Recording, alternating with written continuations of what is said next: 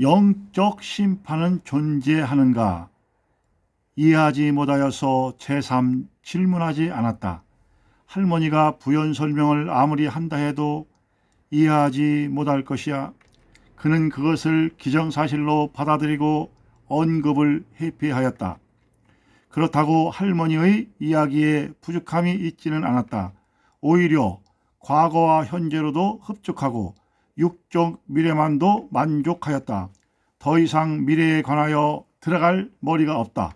그가 생각하는 더 이상 미래에 관하여 들어갈 머리가 없다는 의미는 네의 기억장치의 영적 미래는 더 이상 저장하고 싶지 않다는 의미이기도 하였다. 영적 미래에 대하여는 가치도 없으니 이해하고 터득할 필요조차 느끼지 못한다. 그는 영적 이야기에 대하여는 할머니와 견해 차이가 너무 커서 의미를 이해하지 못할 것이 분명하다고 생각했다. 부연 설명, 부연 질문은 더 이상 요구되지 않아 요구할 필요가 없어. 그는 그렇게 단언하고 재차 제3 부연 질문하지 않았다.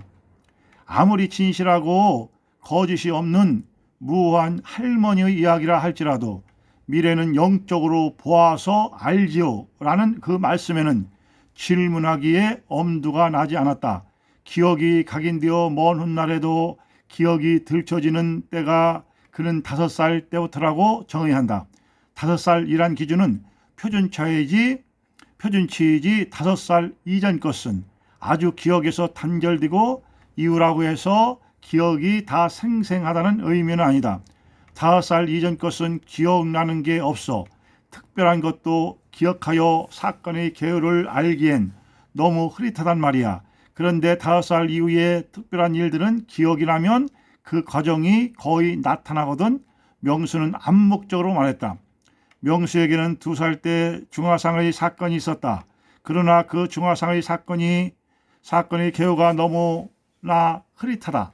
흐릿한 것도 현재 62살까지 상흔이 깊게 드리워지고 또 사건의 이야기를 들었기 때문이리라. 만일 상흔도 없고 그 사건의 개요를 추후에 전달받지 못했다면 흐릿함마저도 기억에서 사라졌을 것이다. 그는 생각했다. 명수는 정신세계가 흉물스러운 상흔만큼이나 영혼의 세계에 깊이 빠져들었고 할머니가 전해주는 사건의 개요도 현실감 있게 들려왔다. 창수와 명수가 방 안에서 장난을 치다가 화롯불을 엎었지.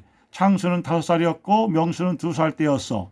엄마는 앞개울에 빨래하러 가시고 아빠는 산으로 나무를 하러 가셨지. 먼저 창수가 인두를 튕겨서 명수 몸에 떨어졌고 명수는 몸을 가누지 못하고 어찌할 줄 모르는 그때 그것을 본 창수가 명수 몸에 달라붙은 인두를 분리하려고 급한 마음에 화롯불을 띄워놓는다는 게 그만 그 화로마저 엎어져서 명수 몸에 쏟아진 거였어. 인두가 얼마나 뜨거웠으면 몸에 달라붙어서 떨어지지 않았을까. 창수가 화롯불을 띄워놓는 것은 이해가 가는 거였어. 인두가 명수 몸에 붙어 지글지글 냄새를 뿜으며 타고 있는데 어찌 마음이 급하지 않았겠어. 엎친 데 겹친다고 하는 말이 이런 데에서 나온 거지. 그럼 왜 화롯불을 아이들만 있는 곳에 놔두었느냐고 엄마를 나무랄 만한 것도 못 되는 것은 또 아이들만 남기고 빨래를 하러 냇가에 갔느냐고 하지 못하는 것은 2살배기 똥오줌 걸레를 그럼 어떡하겠어. 또 화롯불을 안방에 놓고 갔느냐 하는 문제는 겨울이니까 방이 춥지. 그러니까 화롯불을 그냥 놔둔 거였어.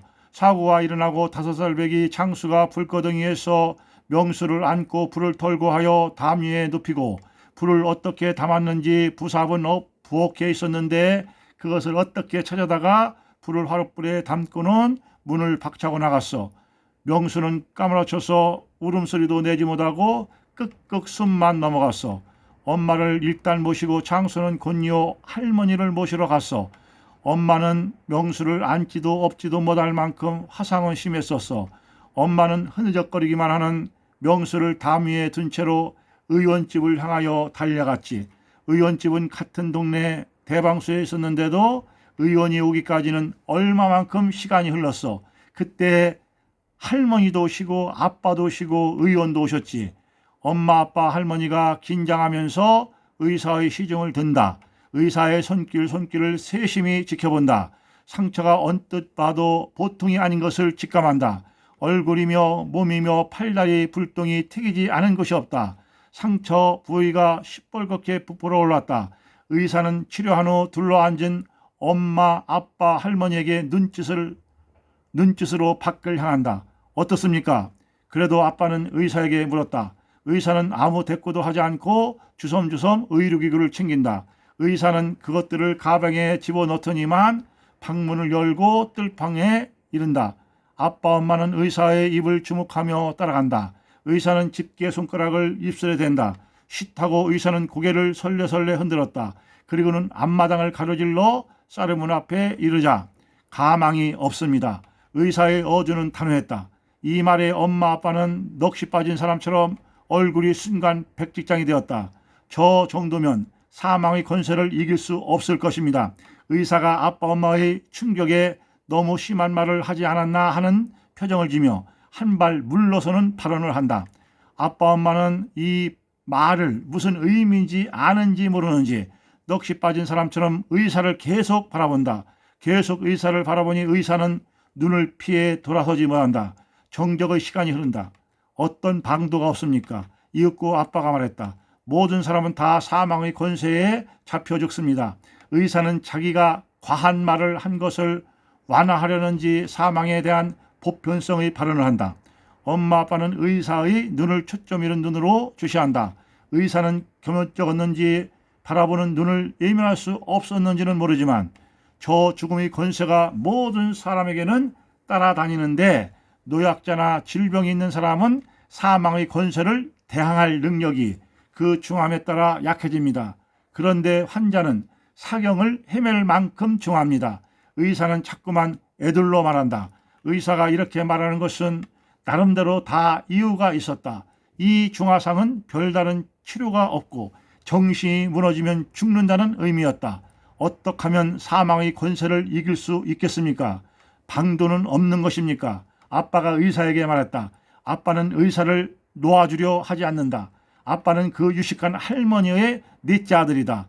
아빠는 의사의 말을 이해하지 못하는 바가 아닐 것이다. 그러나 자식이 막상 이런 큰 사고를 당하다 보니 의사의 말을 확실하게 이해할 수가 없었는지 의사에게 눈을 띄지 못하고 애처롭게 바라본다. 사망의 권세를 이길 정신적 지주가 있어야 합니다. 예, 결국 부부는 의사를 놓아주었다. 라스데이스 21-1 중에서 저자 라데스